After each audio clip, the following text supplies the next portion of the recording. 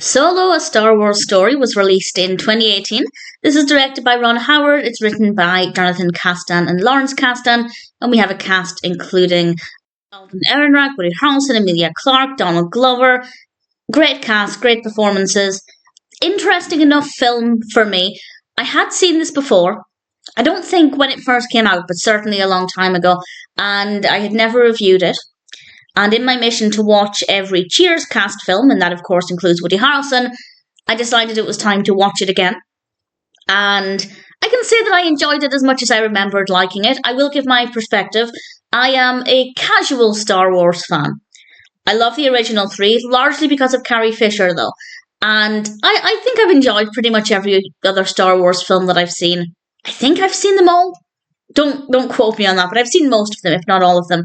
And this one is an interesting enough story. It's Han Solo's origin story and how he meets Chewbacca and the various problems they encounter thereafter. We have a pretty well-written narrative. There's a lot of substance to it. I don't want to go into too much detail about what happens, as I don't want to give away too much of the story. It is quite intense, though.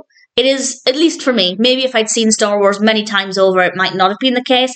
But I do feel like it's one of those films that really requires, for me at least, a lot of concentration. That's not a criticism.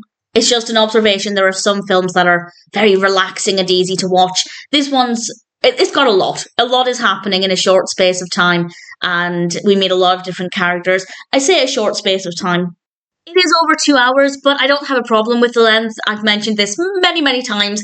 I don't really like films that are longer than they need to be. And for me, over 2 hours is generally too long. But I didn't really feel like that was the case here, so I don't have a problem with the length at all. So well-written narrative, generally very good pacing. A lot happens. I didn't really think there was really any fluff or padding in this. And the characters are well-written, the performances are really good. And visually, it is stunning. It is absolutely gorgeous to look at visually. It's a treat. I wasn't expecting anything different, so that doesn't surprise me at all. As an introduction to Han Solo and to Chewbacca, I thought it was not too bad. And Woody Harrelson's in it a pretty decent amount, so I was quite happy with that as well. As I said, though, I am a casual Star Wars fan. Again, more of a Carrie Fisher fan, but I do like Star Wars. So my opinion might be very different to diehard Star Wars fans. It does have 6.9 out of 10 across 392,000 reviews and ratings on IMDb. It also has a Metascore of 62, which, let's face it, is pretty fantastic. Those are pretty high ratings. So in general, it does seem to be very well received. As a casual fan, I rather enjoyed it. I didn't really ever plan on watching it a second time. But as I said, I'm watching and reviewing every Woody Harrelson film, and I hadn't reviewed this one, which means I would have seen it at least before 2020, or at least very early 2020 at the most, because that's when I started to review everything that I watched.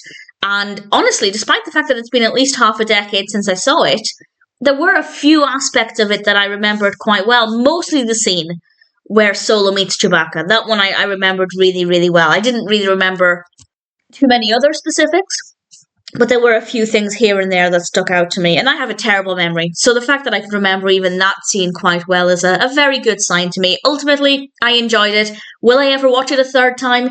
It's unlikely, but who knows. For now, though, I am pleased to say that I enjoyed watching Solo, a Star Wars story, for the second time. If you're a casual Star Wars fan, I think you'll enjoy it. I'd love to know what you think of it if you're a diehard Star Wars fan, but personally, I thought it was a pretty decent experience.